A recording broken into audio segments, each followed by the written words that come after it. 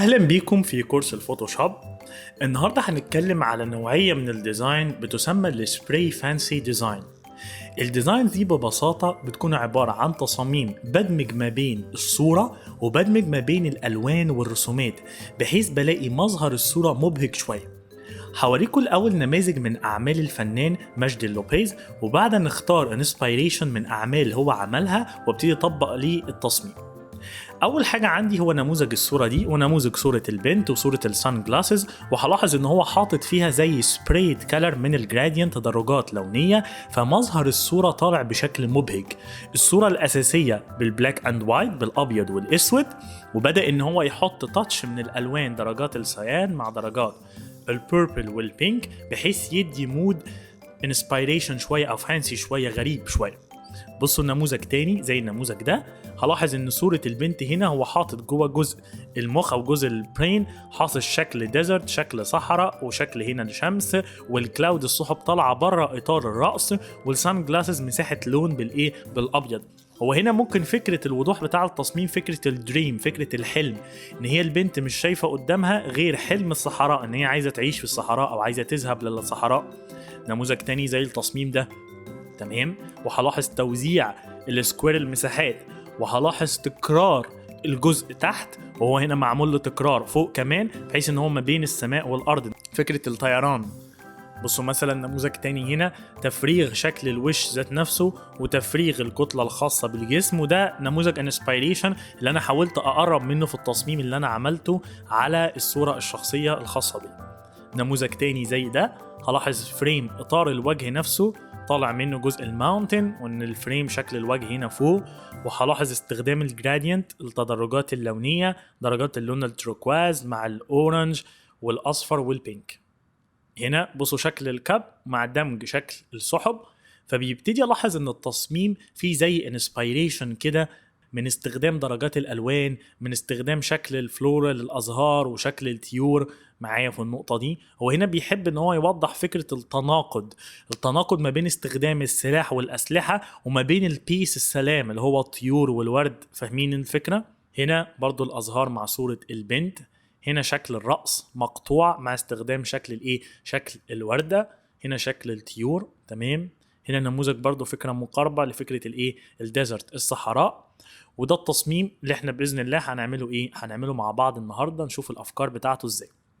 في الفيديو اللي فات احنا اتكلمنا عن ايه، اتكلمنا عن اللاير ستايل الاف اكس، واللي ما شافش اللاير ستايل او الاف اكس يرجع للفيديو، هحط لكم اللينك بتاعه في الديسكربشن، عشان لازم تطبقوا بالاف اكس فين، في التصميم اللي احنا هنشتغل عليه دلوقتي. اول حاجه عندي هي مساحه الباك جراوند اللي هي الخلفيه. طب انت عملت التدرج الخلفيه دي ازاي؟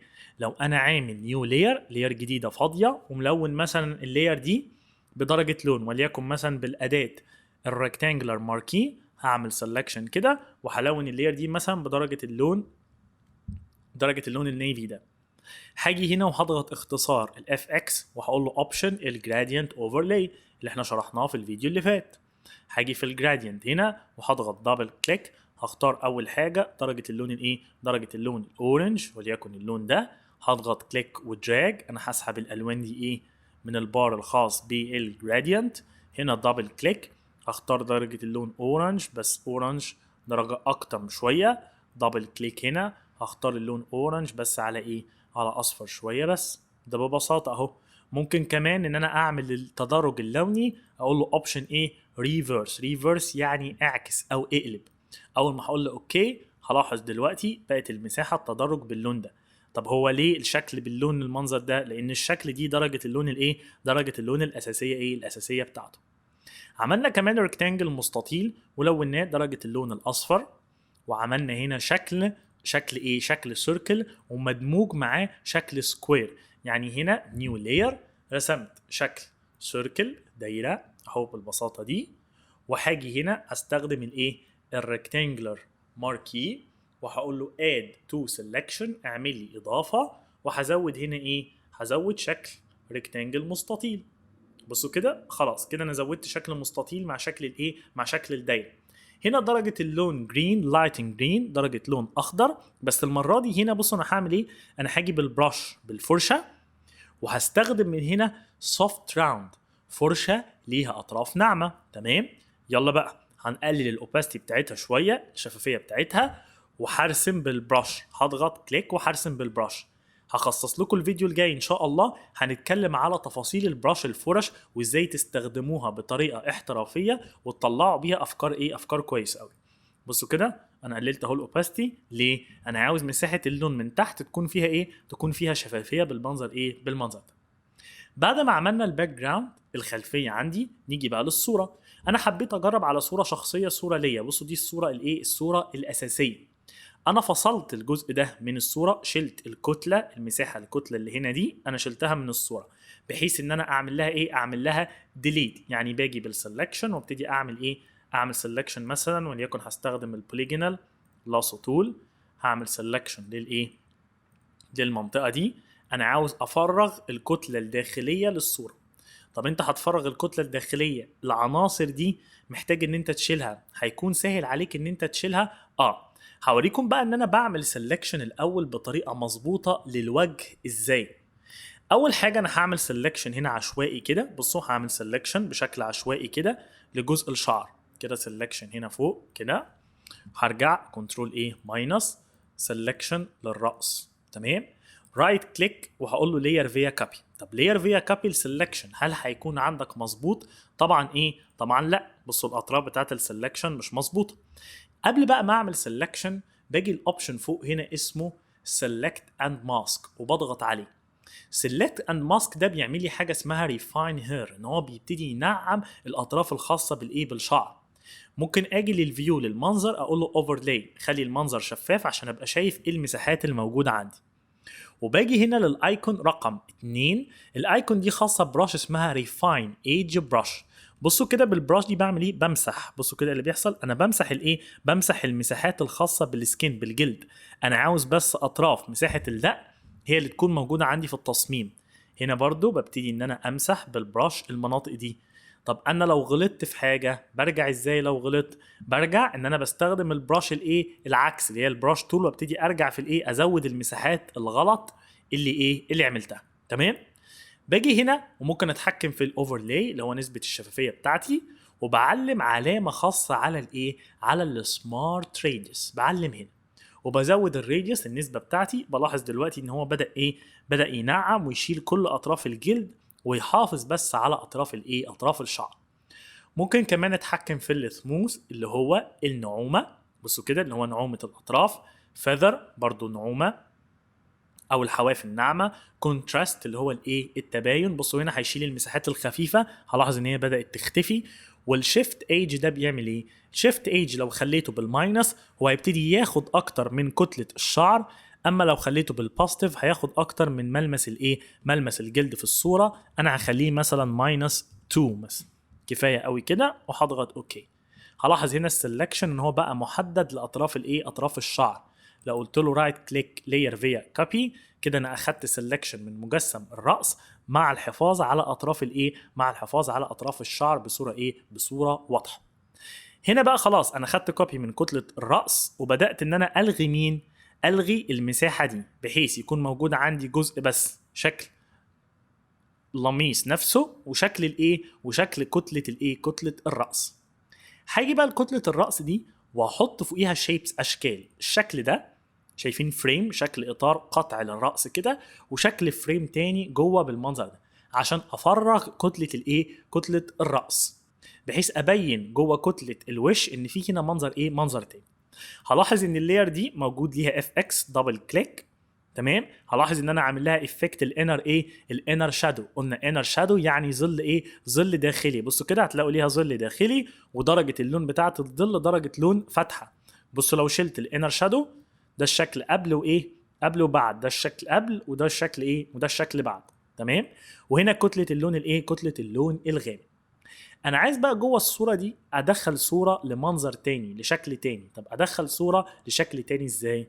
زي ما قلنا ان احنا بنستخدم من قائمه فايل مثلا بليس، وهنزل الصوره وليكن مثلا صوره الباك جراوند، صوره الخلفيه دي. انا عاوز الصوره تدخل جوه اطراف جوه اطراف الشكل. بعمل رايت كليك بالماوس وبقول له كرييت كليبنج ماسك. هلاحظ ان الصوره بدات تدخل جوه اطراف الايه، جوه اطراف الشكل عندي في الايه، في التصميم. تمام، دي الصوره اهي. ممكن كمان استخدم مجسمات، هو هنا منظر لصورة الغابة، ممكن استخدم مثلا صورة سنيك شكل التعبان بالمنظر ده. ممكن استخدم اداة الاريزر وابتدي بالاريزر هنا امسح الاطراف دي بحيث تندمج اكتر مع كتلة الايه، مع كتلة الشجر. طيب شكل السنيك عندي مشكلة هنا، في فريم او في اطراف فاتحة شوية، انا عاوز الغي الاطراف الفاتحة على طول. بصوا بقى الطريقة الاحترافية، باجي هنا وبضغط كنترول وكليك، كده انا عملت سيلكشن للايه، لللاير ثامبنيل، لان انا عملت سيلكشن للصورة. بصوا بقى التريك ده، بطلع من قائمة سيلكت موديفاي وباجي الاوبشن هنا اسمه كونتراكت. هنشرح في فيديو خاص هنشرح قائمة الموديفاي كاملة، بس انا هوريلكم اوبشن الكونتراكت هنا بيعمل ايه. كلمة كونتراكت بالانجلش يعني انكماش. انكماش ان هو بيصغر حجم السلكشن. انا هقول له صغر لي حجم السلكشن ده 2 بكسل، قلنا البكسل اللي هو المربعات الايه، المربعات اللونيه، وهقول له اوكي. هتلاقوا السلكشن اوتوماتيك صغر كام مربع، صغر مربعين. طب انا حابب سيلكت موديفاي، هقول له كونتراكت خليها 1 بكسل كفايه، يبقى انا هصغر مربع ايه، مربع واحد. رايت كليك بالماوس لاير فيا ايه، كوبي.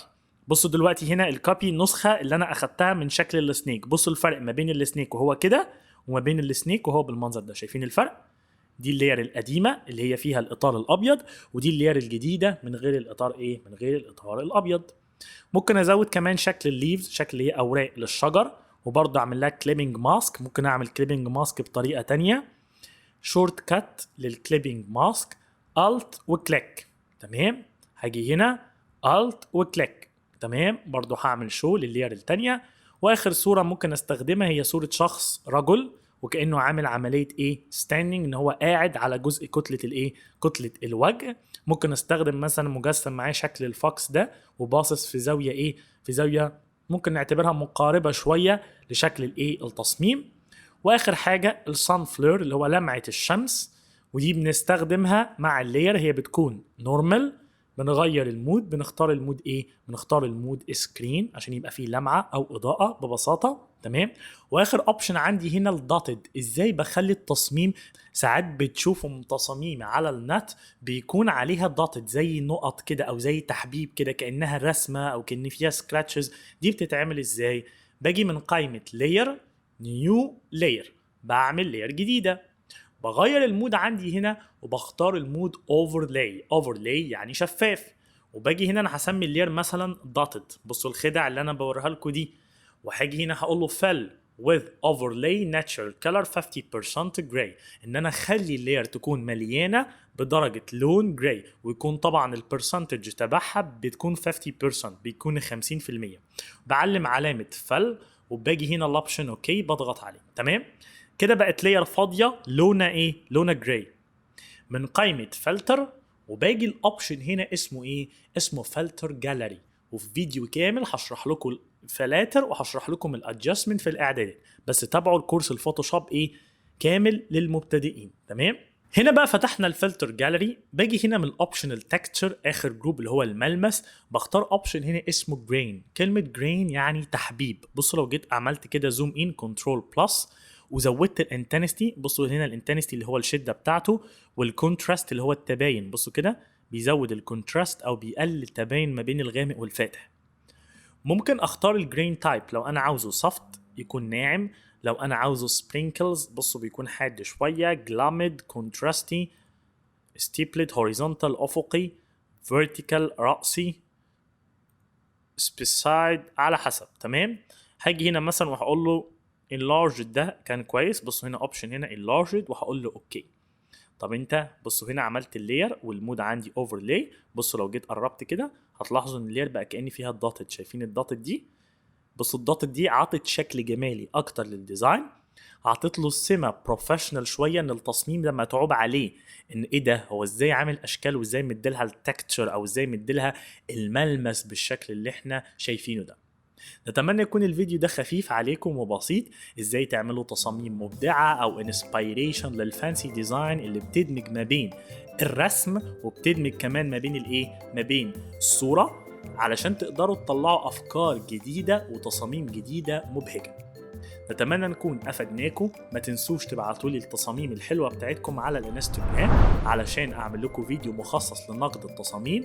ابعتوا لي الاسئله بتاعتكم على الانستجرام وابعتوا لي التصاميم عشان اعمل لكم فيديوهات مخصصه لنقد التصاميم، ونبتدي نعرض التصاميم بتاعتكم مع بعض. نشوفكم على خير في كورس تعلم الفوتوشوب للمبتدئين. السلام عليكم ورحمه الله.